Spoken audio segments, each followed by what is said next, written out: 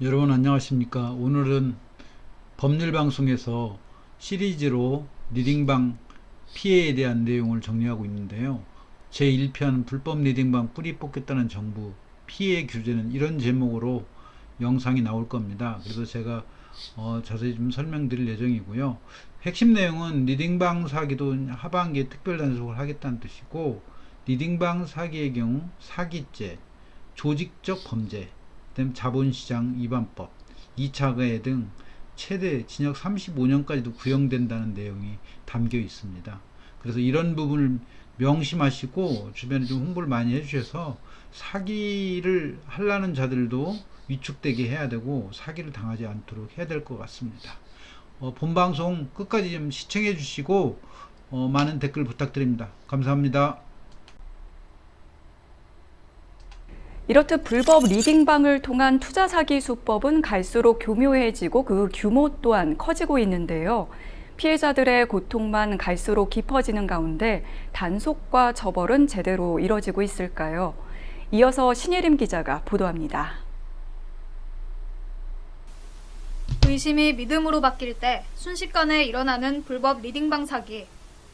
고통을 호소하는 피해자들의 목소리가 커지며 정부도 금융범죄 단속에 애쓰고 있습니다.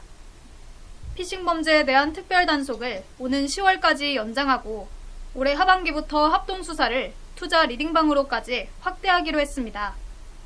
금융감독원도 지난해 리딩방 불법행위 특별 단속반을 설치하는 등 대책 마련에 나섰습니다. 그 결과 지난해 6월부터 올해 3월까지 약 9개월간 61건의 불법행위를 적발했고, 올해 암행점검 예산은 지난해보다 3배 가까이 늘렸습니다.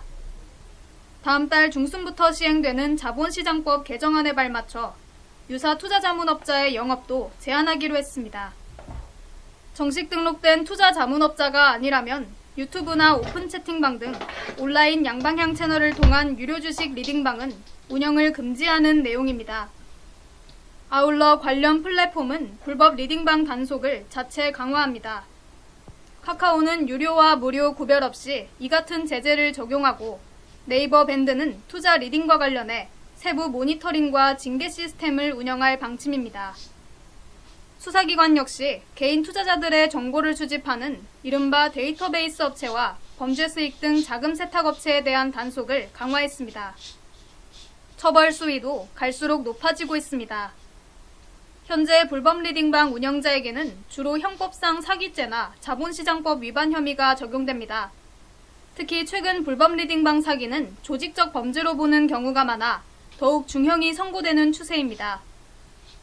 기존에 피해봤던 사람들한테 피해 구제해준다고, 원금 복구해준다고 이런 식으로 사람들을 또 리딩방에 모아서 사기를 2차 가해를 했다. 그런 경우에는 징역 35년 이렇게까지 선고가 되고 있고요. 범죄단체 조직이라는 혐의를 적용하냐 안 하냐에 따라서 형량이 크게 차이가 나거든요. 사기로만 기소가 되면 5년에서 10년 사이가 선고가 되는 반면에 범죄단체 조직까지 이 혐의까지 적용이 되면 10년 이상의 형이 선고되는 경우도 굉장히 많아요. 이런 유형의 그 리딩방을 이용한 사기가 굉장히 불특정 다수의 피해를 발생시키다 보니까 최대한 좀 형량을 높이는 그런 추세에 있는 것 같습니다.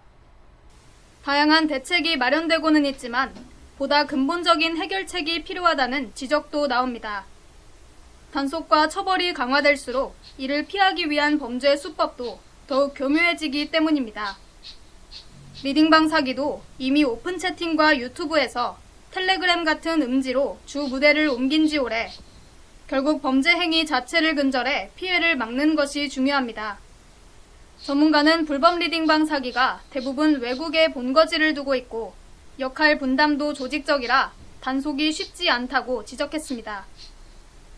이런 범죄 수익, 그러니까 범죄 단체 조직을 이루어서 범행을 하는 이 친구들이 국내에만 있진 않아요. 이제 국내에 일부 조직이 있고, 나머지 조직은 대체적으로 뭐 캄보디아나 라오스, 이런 필리핀 이런 나라에서 상선들이 거주하면서 이제 범행을 하는 경우들이 많거든요. 그러다 보니까 어차피 우리나라에서 일부 조직원이 검거가 돼도 그 밑을 채울 조직원은 새로 뽑으면 된다고 생각들을 해요. 그러다 보니까 아예 뿌리 뽑으려면 당국에 이제 뭐 캄보디아나 필리핀 이런 동남아 국가들의 좀 수사 공조를 해서 본사라고 할 수 있는 상선들까지 완전히 제거를 해야지. 범죄 수익금 유통 경로가 활발하다는 점도 해결해야 할 과제로 남습니다. 보이스피싱은 은행이 범죄 의심 계좌를 즉각 확인할 수 있고 지급 정지 조치도 가능하지만 리딩방은 아직 이에 대한 법적 근거가 마련돼 있지 않습니다. 이 때문에 리딩방 사기 피해 구제도 막막한 상황입니다.